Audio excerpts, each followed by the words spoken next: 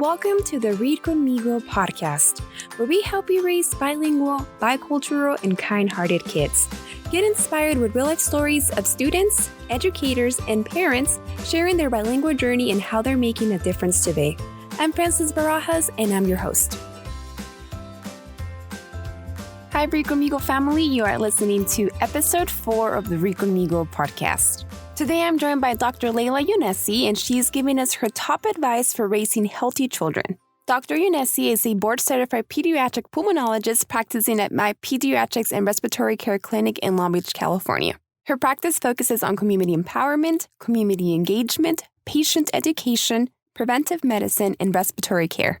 Dr. Yoonessi is a wonderful advocate for the community, and we have worked with her now for several years. She kindly agreed to let us in her practice to sit down for this interview and share with us her wealth of knowledge about children's nutrition. Some of the topics that we cover in our conversation are sunscreen use, the recommended water intake, physical activity, and sleep that kids should be getting every day, how to identify signs of anxiety or stress in your child, and the benefits of raising multilingual kids. Dr. Yoonessi is also a Read Conmigo author, and her book is called David Goes to the Doctor.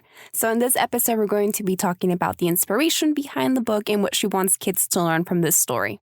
But before we play her interview, I want to go over some housekeeping items. Thank you to everyone who has reviewed the Read Conmigo podcast. Please, if you have some time, leave us a review. You can review us on Apple Podcasts, Spotify, or basically anywhere that you listen to this podcast. We're also giving away free bilingual books. That's right. So every week you have a chance of winning books. All you have to do is take a screenshot of this episode, post it on social media, and tag at Read Conmigo. We're going to be selecting 5 people every week. And lastly, if you want more information about the episodes and look at the show notes, you can do that at our website. Visit us at readconmigo.org/podcast. Now back to our interview.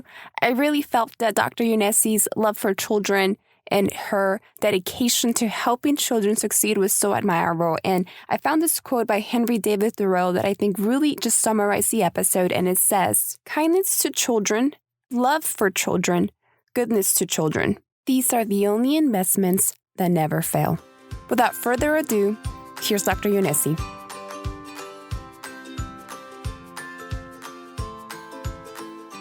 Welcome to the show, Dr. Yoonessi. I'm excited to be with you. Yeah, thank you for being here. We're super excited. We work with Dr. Yoonessi now for maybe years, 3 years, 4. I don't know. It's been great. A while. And I thought, what a better person to have on our podcast than to bring you and talk to our Read Conmigo listeners, but then also to get to know you a little bit better. That'd be great. So can you tell us a little bit about yourself, what you do, a doctor, and then where are you from? What do you like to do in your spare time, if you have any? Yeah, I love that.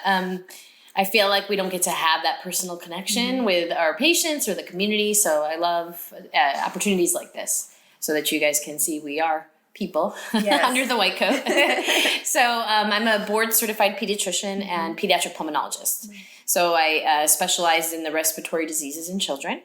I currently have a private practice in Long Beach. I grew up in Buffalo, New York.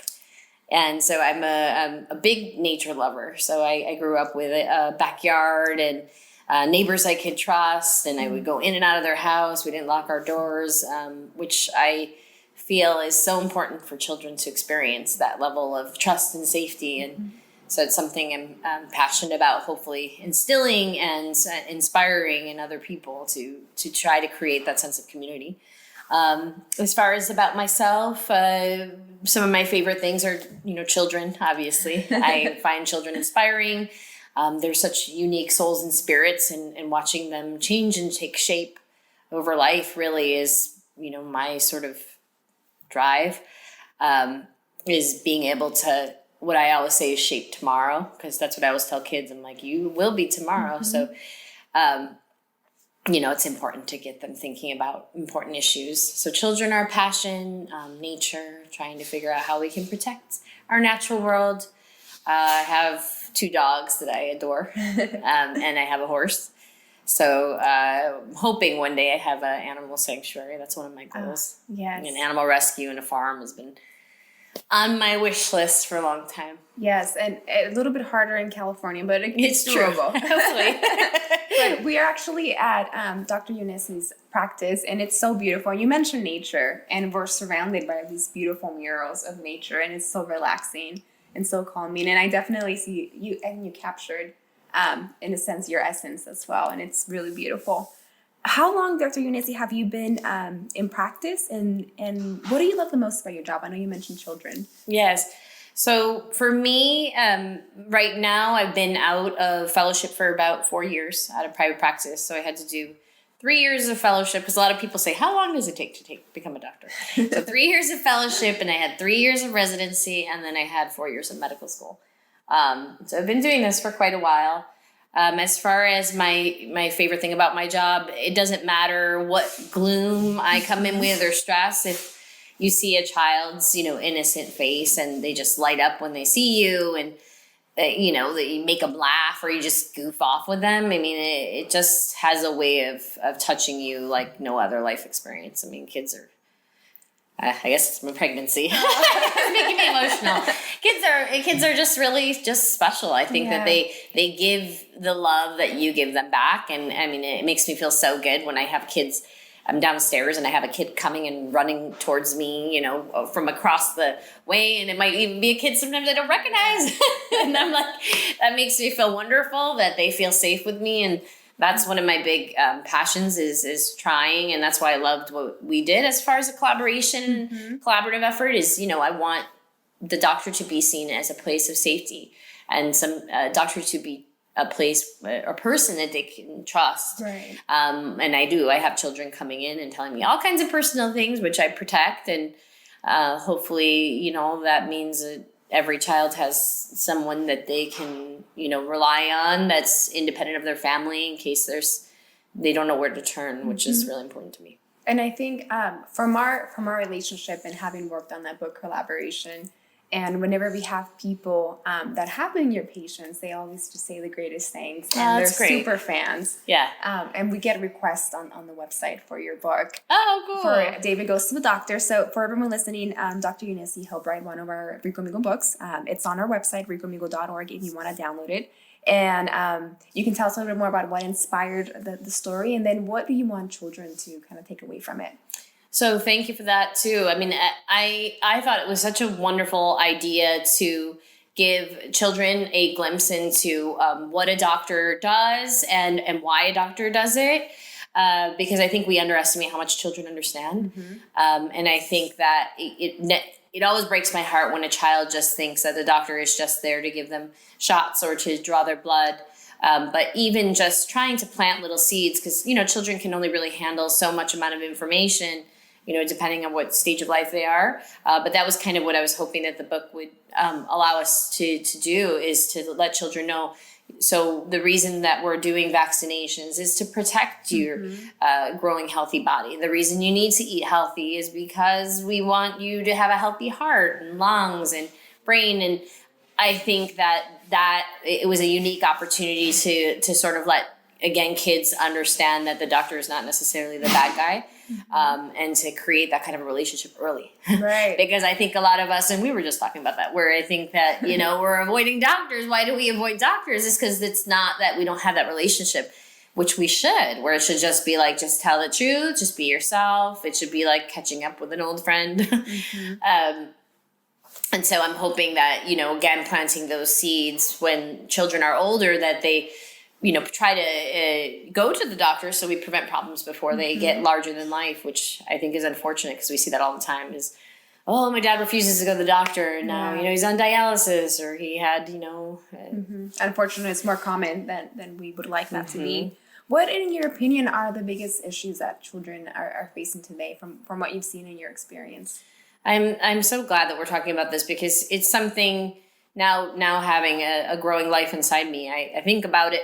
I've always thought about it, but I'm thinking more and more about it is, it's so important that our kids, again, get introduced to certain concepts like the, global warming or climate change, or why nature is so sacred and so important for us to respect all living beings. I think that kids are we're up against time with that. I think also just getting kids to be politically active, starting to talk to them about voting at 16. I have a lot of kids that come in not motivated. I'm like, I need your help. I need you. I need you to be motivated and find something that you really care about. So we get these social entrepreneurs and activists to hopefully create social movements and change, because I think we've all seen what happens if we're not involved. We're mentally checked out and saying, oh, people will handle it. It's like, no, they won't. You have to go vote. So I think we have that issue. I see a lot of, this on a sadder note, but hate crimes and bullying. It's 1 in 4 kids. I think it might even be more common. Wow. So I always screen for that. I see a lot more depression, anxiety, gun violence. I think that there's just a need for us to talk about the social and political climate, and not in a way where it weighs a child's soul down, but we basically say, hey, you guys are our champions, you are our warriors, you're our heroes, help us find a solution. And hopefully, again, talking to them at a younger age, I hope we create that kind of mood that's a hopeful mood, not like a depressing mood, because we definitely need to stand together to kind of figure out how we can make our community healthier and safer for these children. And I think these are pressing issues that parents may not realize, but children are affected, and they notice things. And so for a parent, Dr. Yoonessi, what kind of signs should they look for to see if a child may be under stress or is feeling anxiety, and then they may not know that they're feeling that way? What are kind of some things that you would say if your child is doing this, maybe, that's something that can raise a red flag? I think that's a great question, because so sometimes I'll ask a kid, are you depressed? Are you anxious? Those are big words, and I don't think some kids know how to articulate that emotion. So a lot of times the way that I find out is, what are you doing for fun? If a parent sees that a child that was previously really passionate about Fortnite or Minecraft or whatever it is, not that I recommend those things, but or they used to love playing with their friends and now they're more withdrawn. That they're not really engaging in conversation or communication at dinner time, which I really think it's important to have actual dinner time and communicate about your day so that these kinds of things don't go left unnoticed. I think sleep disturbances, a lot of times I ask about sleep quality and like the length and the duration, how quickly individual falls asleep, and that can tell you. So sleep disturbances can be a telltale sign.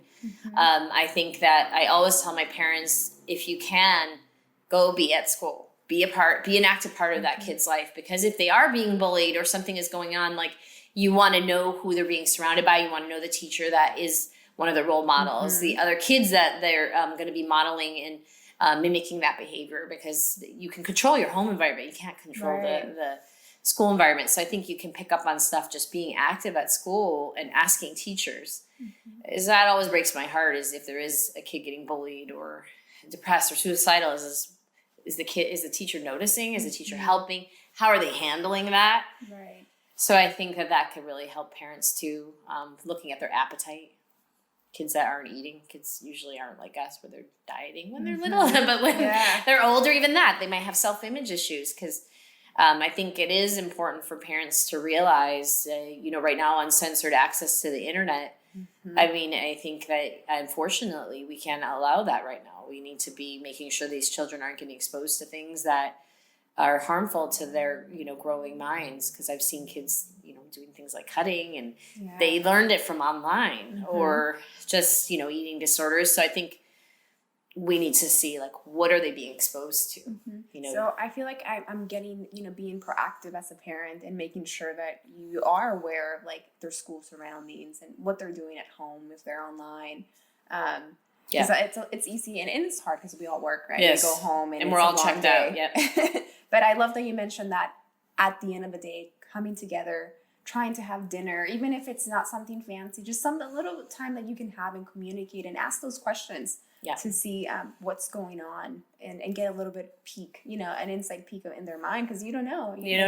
We don't know. And I think that the kids, again, are being exposed to things we have no concept of, because we didn't have that. Like, I know I didn't growing up, and I don't know if it's happened to you, but sometimes I go out now, and I was telling my husband this past weekend, I'm like, you see people at they're out to lunch and they're all on their phones. And so I'm like, put the handheld devices away. I think it's causing more space, and there's a disconnect between parent and child, between children themselves, because they'd rather be buried on their phones side by side than to connect. And so I think that importance of the human connection is getting really phased out. I mean, sometimes I think at the grocery store, the fact that we have the automatic checkout where everything's online. I mean, it used to be where you practice your social skills. Right. Is there any information, I know with technology and phones and computers and all that, it's all kind of new for us in general, for society.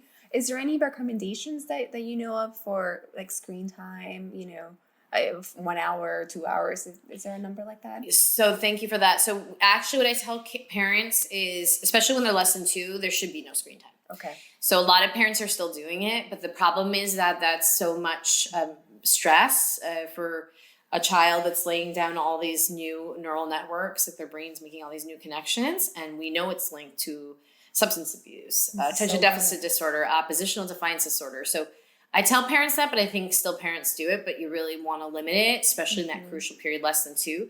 After 2, we're saying only 2 hours. Okay. And I think a lot of times people don't realize, I mean, the time flies, right? With our phone, like looking at your own social media use can kind of be enlightening, because for me, I'll be like, wow, I was on Instagram for 20 minutes. What a waste of time. But I think it made me realize, like, wow, can you imagine a kid that grew up with this? It's all they know. So this, it's a lot of information, and you going through like one of these feeds on Facebook or Instagram, I mean, it's stressful, I find. And then I think a lot of kids do it before they sleep, and then we find out they're having sleeping issues, and I'm like, well, all of that stimulation is not the way to kind of get into a restful, peaceful state. So I would say less than 2 hours for sure, even for the older kids.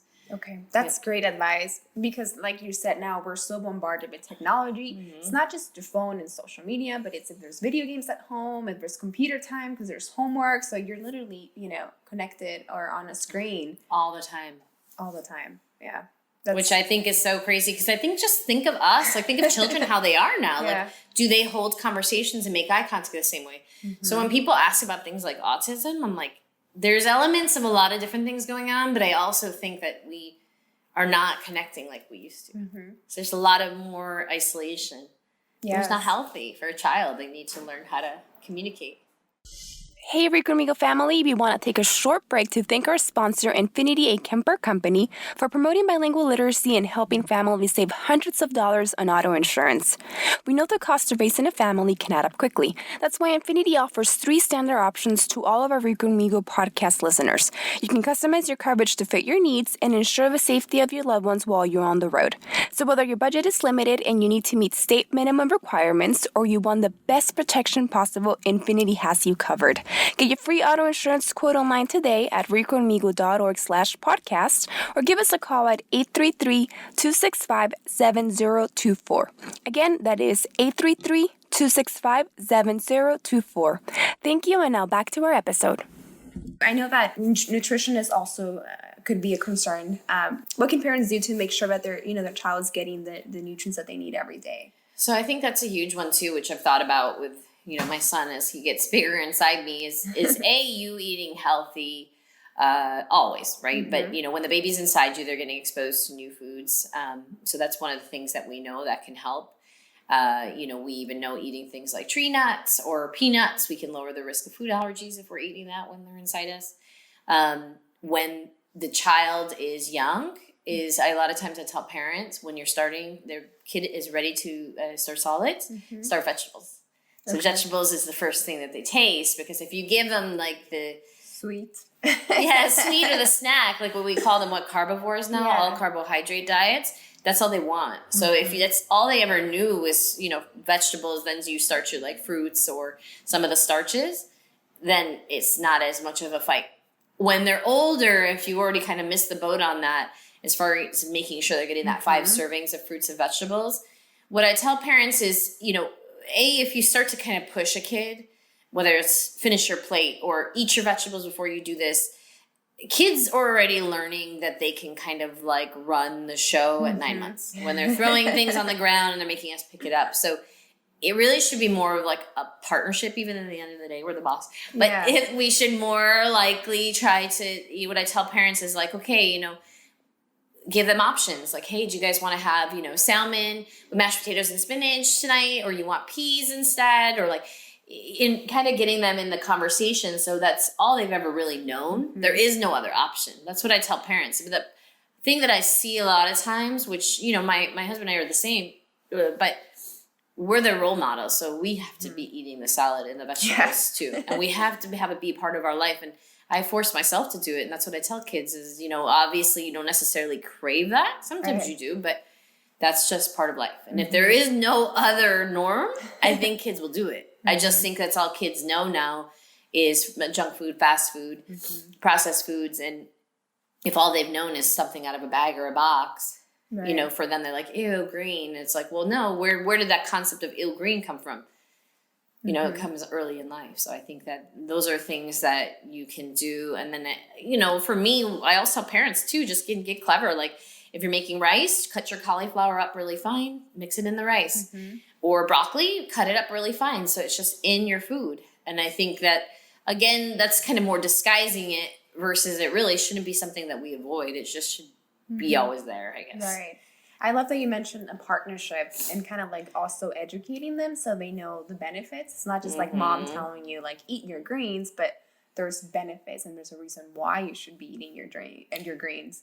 Yeah, I think that's so true because a lot of times I'll be like, okay, I'll have a kid that was overweight and they come in and they're in this like ridiculous shape. And I remember when I one kid, I'm like, so what was it? What finally got through to you? Like, was it something I said? And I was like, no, unfortunately it wasn't. It's their own research they do. Yeah. So even the little kids, it's like give them a little like handout or book or like that's one time where I'd say give them screen time.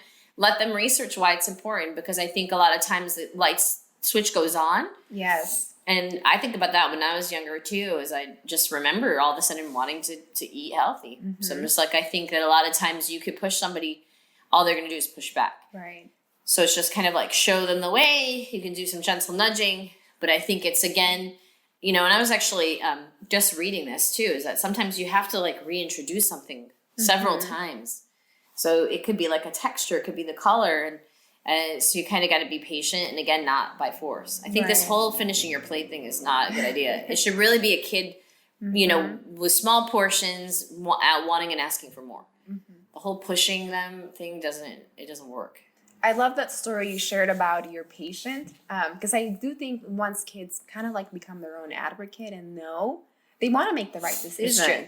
A lot of times it's because they don't know, or they're not able to grasp really the concept, the importance of it. So thank you for sharing that. I'm so glad to hear that. Yeah, it was fun.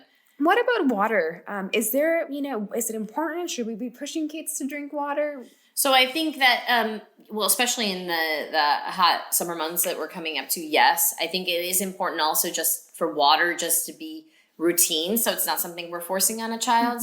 So they're listening to their own body because whether I see a lot of kids with urinary tract infections or constipation, the way we prevent that is staying hydrated. Okay. So I think that, I think one of the rules that you can make is basically with every year of life, it's 1 cup up to like when you're 8 years, it's 8 cups of water we should be drinking a day. Okay. Well, really, we should be getting water from other things like fruits. Everything has water in it. But I think that, again, if we don't make it one of these things where it's like, you have to drink water, it's like, okay, like I always tell parents, because really we don't need juice. And I think a juice just is usually sugar unless you're making it at home.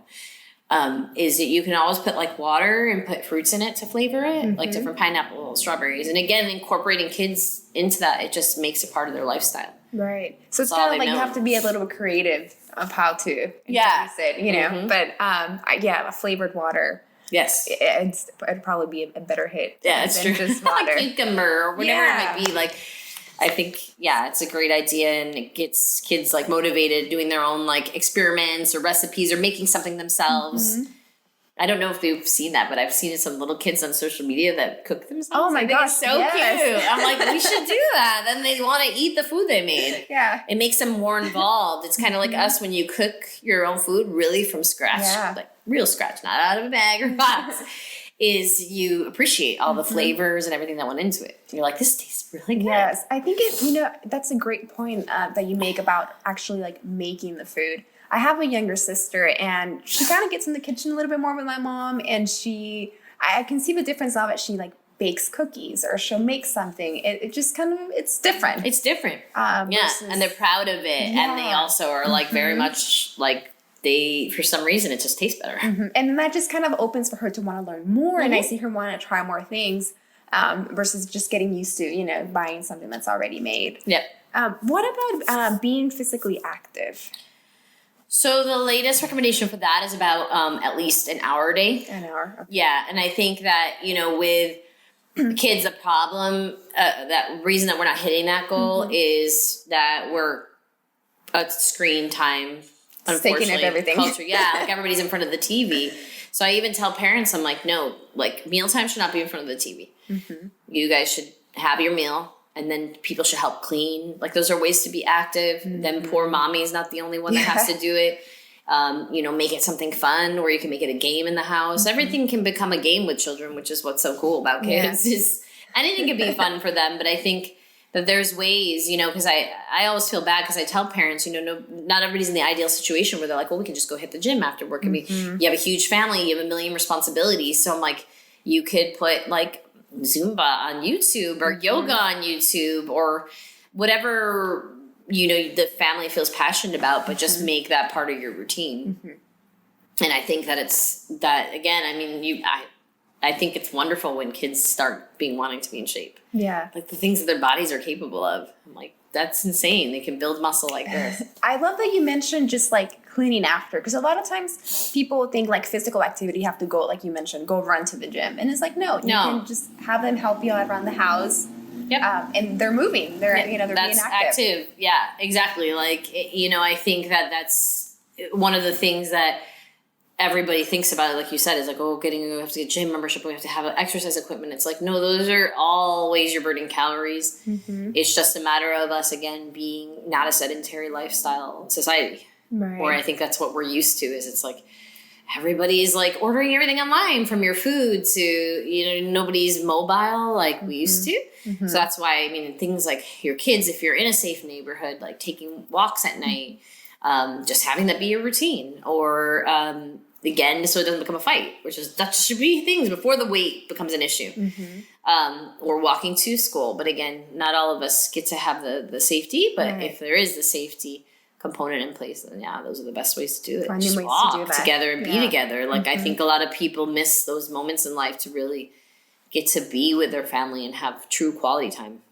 Yeah, I love those all those little tips there. Hey, Read Conmigo family. Thank you for listening to this episode of the Read Conmigo podcast. We're going to take a quick break, but we will be right back after this message from our sponsor. Somos de Cuba. We've been here since 1961. De Bogotá, Miami in 2002. Abuela and Abuela were our age when they came here. We've all traveled different roads to get here, but we never forget the day we arrived in America. At Infinity Auto Insurance, we believe that when you're proud of where you come from, you're confident of the road ahead. We want to be part of your journey from generation to generation. Infinity, the journey is yours. Thanks again to Infinity for sponsoring this podcast. If you would like to save on your auto insurance, please call Infinity at 833-265-7024. That's 833-265-7034. Now let's continue our conversation with Dr. Yoonessi. One thing that we always hear about is also sunscreen. You hear people wear sunscreen, and then sometimes we forget. Should we be wearing sunscreen? So I think that's another one that's really important, because I know I went to a conference and somebody one of the dermatologists was saying, well, it could be linked to early puberty, certain sunscreens now. And I was like, what? Nobody's even telling me this. And so I think that the mineral-based ones that are chemical-free are ideal. Again, if somebody can access them. So there's the zinc oxide and then there's the titanium oxide. But again, I know myself, I've looked at sunscreens and most of them have chemicals. So it's really hard to come by. But things like even like shea butter, skin can be hard to come by, has natural SPF. But should we? But it's not as high as you'd want. The 30 is usually what you want. But as far as is sunscreen important, it is. So they know that the most damaging time for sun exposure is between 10 a.m. and 4 p.m. Okay. But the problem is that when you use sunscreen, you also don't get the vitamin D production. And I see a lot of kids that are deficient in vitamin D. So because we're all clothed, right? And that's what we're telling people to do so the kids, delicate skin doesn't get burned. So one of the things that a lot of people have talked about is that 20 minutes of sunlight in the morning, which is, again, for vitamin D, and I think it's just psychologically healthy. But in general, after that, yes, it's a good idea to apply it. And one of the things I always was telling people every 4 hours, but it's actually every 2. Wow. And then if your kid's in the pool or something like that, you need to have it be water resistant. So it's a lot of work, but it's worth it. I mean, because I work with only children, and I've seen 2 cases of skin cancer. It's 2 cases too many. So. Wow. I didn't know all that research that you mentioned. It's so interesting. Yeah, it is interesting. But again, we don't get enough access to this knowledge where I'm like, I'm always grateful for it because then at least I can relate to my patients or anybody I meet. But I'm like, nobody told me that until now. So it's important for everybody just to talk openly. And I think that's why, kind of one of the things you've been mentioning is just being proactive, right? All these different things that, it's hard to access information, but I love the work that you do here with your patients and, bringing all the resources, like bringing Read Conmigo. Yeah, I love that. To help. Every patient I give that resource because I think it's wonderful and it's invaluable. I think there's nothing better you could do than read to your child. Yeah. But why do you think it's important for companies like Infinity to do things like that, to have programs that are helping the community? I just have such a high respect for what you guys are doing because, you have the visibility. So I see you guys as a member of our community and an advocate for your community, which is so powerful because if more businesses weren't just about, there's obviously going to be the financial aspect to everything, but the giving back, then we want to give back to those companies. I know a lot of people, including myself, would choose a company that is giving back because that's, I think, already just the role that you're playing in your community is so powerful. And then I think, the fact that you guys took a stance on something that I think is so important and crucial, but nobody talks about it, which is literacy. Yeah. Because I've seen it where kids will make it through our school systems. They'll get through high school and they still probably are about 6th or 7th grade. And that to me is kind of us failing the child because you want at least to have high school level, ideally, because then they can have access to a lot of different knowledge or the reading or the speaking skills to get the jobs that they want. And so those are all really powerful tools. It's the best investment is education. And I just love that you guys are even allowing parents that might not be able to make it to the library because some parents have 7 kids. They might not, it's not that easy. So it's great that they have a book that comes that they can share their language and they can teach their child can teach them or vice versa, early on, and again, put books back in homes instead of it being iPad TV or maybe people can't even afford iPad or TV. At least they have something they can do with their child, which, what's better than reading and teaching them to read and write? Especially because reading, we always say, is that foundation for any career, whether you become a pediatrician or you become any profession, there's a lot of reading going to be involved. And I think for a lot of these issues that we're talking about, especially with health, you have to be able to read to kind of access that information. So there's definitely a barrier that if you don't have reading, you may not be able to have access to that. It's true. I always think that, and I tell kids where I'm you could slack off through school or, you're not sure what you want to do. But if you don't learn to read, you don't really learn to write well and you don't learn to speak well. So the best way to just knock all those things out and acquire all those skills. And I tell kids, I'm find something you like to read. Nobody's forcing you. I tell kids, you want a comic book, whatever it is, but you should really be reading at least an hour every day.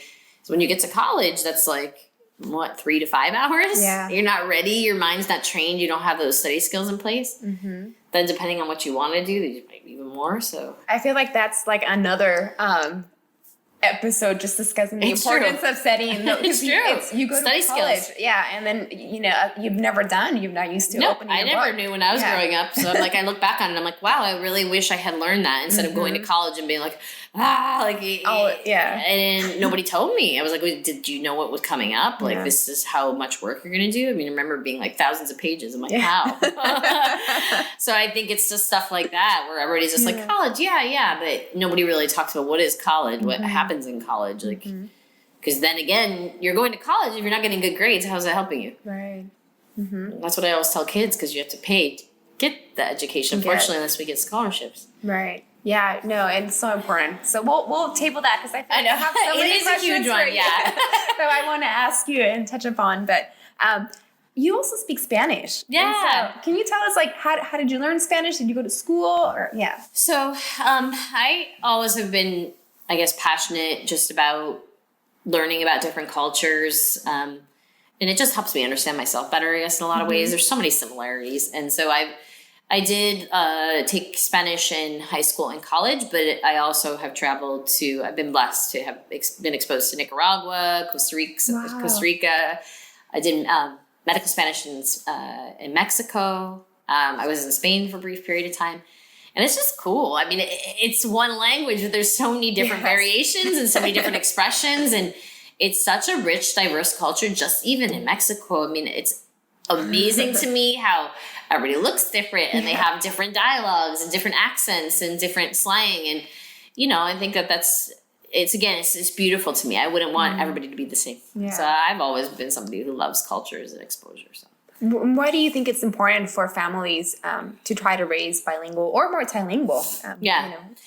So that's important too, is that basically your critical period for language acquisition is less than 7 years of age. Okay. When you have all that neuronal plasticity and that ability to acquire language. Like, for example, myself, my family, we grew up and my parents mostly spoke English around the house. Okay. So I still to this day wish that my Farsi was better. So my Spanish is way better than my Farsi, it's a way to access other human beings, because otherwise sometimes those people are stranded. And to understand truly, you want to understand their culture. It's not just eating their food or celebrating their holidays. It's language and communication and understanding their traditions or seeing how they interact with their families. If you really want to understand and be able to connect, I think in a meaningful way, is language. Yeah. So I think when you're little, like, it becomes effortless. Yeah. So I think sometimes, like, my staff, their Spanish is beautiful, but a lot of them, their Spanish was before their English. You can't even barely tell. Yeah. I think that's the coolest thing. So I'm like, I wish that, I had that. And I think that's why I think it's important for us to tell children, this is invaluable, this is precious. Don't be afraid of this. Like, I think my parents were like, you're in America, you should speak English and be like the, other kids and stuff. And I think instead of it being like, it's okay, you can still embrace this part of yourself and be part of this culture too. Yeah, you bring in such great points. We actually have an episode talking about that, the importance of embracing if you have two cultures, both cultures, and you can be American and you can be Spanish, or you can be you can be both. And bring them together, bring the best of both versus rejecting one. Because I know when I was growing up, that was how my family was. Yeah. So I'm sure other families are like that. Oh yes, they're like, we want you to be blend in. We don't want you to get picked on. And I think that, now it would have been nice to be able to help, maybe there might be somebody, from Iran or that doesn't have nowhere to go. And I could have helped them so much more easily, I guess. Yeah. And I think also sort of like the perspective changed a little bit. I think maybe years past it was a lot harder.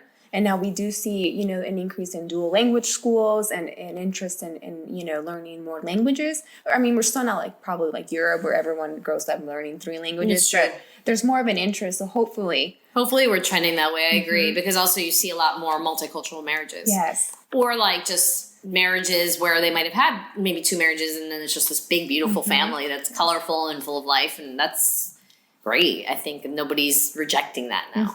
I think everyone's just become accepted where it's like this life. It's diverse and unique. There's no 2 people that are the same, right? So. That's beautiful. So we have our last segment for today, and it's called the favorite picks of the week. And so we want to ask some of your favorite things. So do you have a favorite app, tool, or life hack that you're using right now? App, tool, or life hack. Right now, I guess because I have a baby growing in me, it's the Ovia.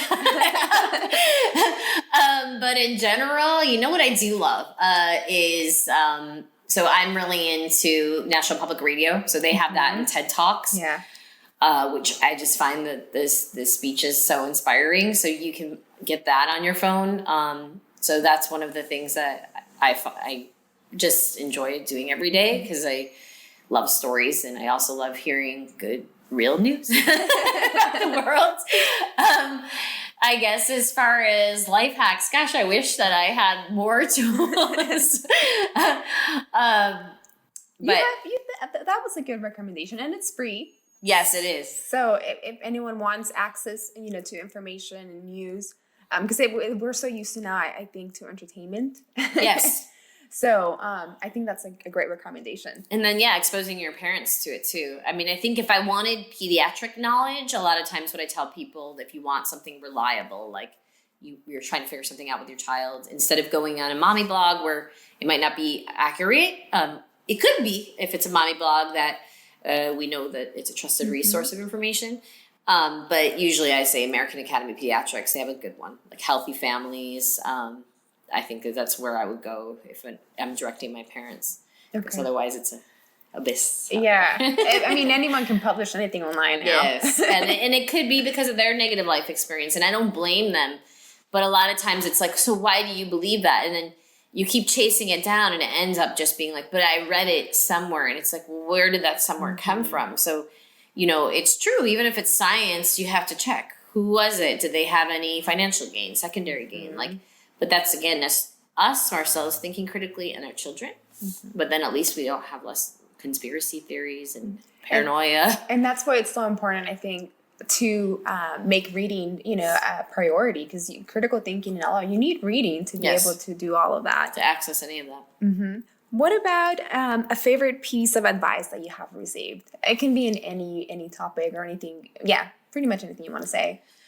So favorite piece of advice, I guess one of the things that I tend to use a lot is, because something I know that I've struggled with and I will continue to work on is again, having empathy and compassion and trying to understand where someone's coming from, even if they're negatively impacting you.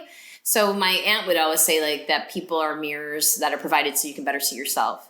And so even when people challenge me and they're bringing out the worst in me, I think one of the things I've done now being older is take a step back instead of immediately reacting or lashing out or pushing some away is this is something that can make me a better person. Let me see how this can challenge me or deepen me. So I look in the mirror and I figure out what I can do better, because there's going to be challenges. That's life. Life is conflict. Right. And so a lot of times, especially now thinking about raising my son, I'm like, I want to help him figure out how is he going to handle conflict. I don't necessarily feel like I've always done it the best way. And so I think it's one of those things is, again, when someone comes on your road, whether they're rubbing you the right way or the wrong way, a lot of times it can really help you as a person, is one of the things I've learned. Yeah, no, I love that. And with the podcast, that's one of the goals, raising bilingual, bicultural, but also kind-hearted kids and compassion. Yes. We need more of every Just day. hugs and laughter. You really can change someone's day. I've had days where it was just such a bad day and then somebody just touched my heart or did something really kind, and it really helped me just feel okay. Yeah. I was going to get through everything okay. And so it's it could be a complete stranger. And I'm that random act of kindness could really make or break them, because you have no idea what they're suffering from when you bump into them at the grocery store. Yeah. And there might be somebody who's wigging out on you and you don't know why. But if you try to see it as pain and hurt instead of what is wrong with you, a lot of times I think it's helped me to just be oh, that's okay. I accept you. You're having your moment. Just we all do. Yeah. We are going to go through that. So, okay. So the last one for this segment is a favorite quote.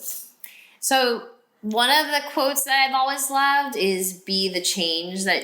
The Gandhi quote that you want to see in the world. And I think that's really cool to tell children, where I'm you are the change. You are tomorrow, and then actually having them take ownership of themselves and every action and reaction, and being mindful, because I feel a lot of these life skills or life lessons we're learning so much later, or maybe we forget to sit down and teach them. But I mean, like I said, I have been blessed. I've just been exposed to so many beautiful kids, and I'm they're just so pure and inspiring, and the things that they're capable of achieving is incredible to me. And some of them, it might be just completely self-made. Yeah. So I think it's really fun that we really get to plant the seeds. I think that's cool. I can't wait. A lot of times watching the kids grow up, it's just so cool, where I'm you're a good human being, and that's more than I could ask. Yeah. For my own son, that's all I want, is make sure he's a good human being. Yeah. Yes. Well, thank you so much for your time. I know you're really busy because not only Dr. Yoonessi not only has her own practice, but she's so active in the community, and she's always inviting us to come out to events. I love spending time with you. It's good. So I really appreciate you taking the time to of course. give us all this great information. I know that everyone listening, it was a lot of good information.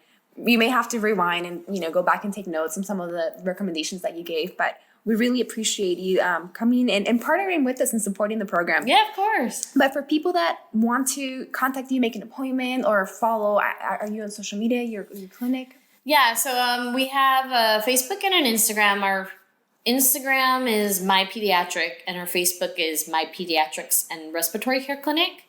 But yeah, I want to be helpful and supportive of the community. So if people need something, they can reach out to me anytime. Awesome. Well, thank you so much, and I'm so excited to continue to work with you. Yeah, me too. Thank you. Thank you.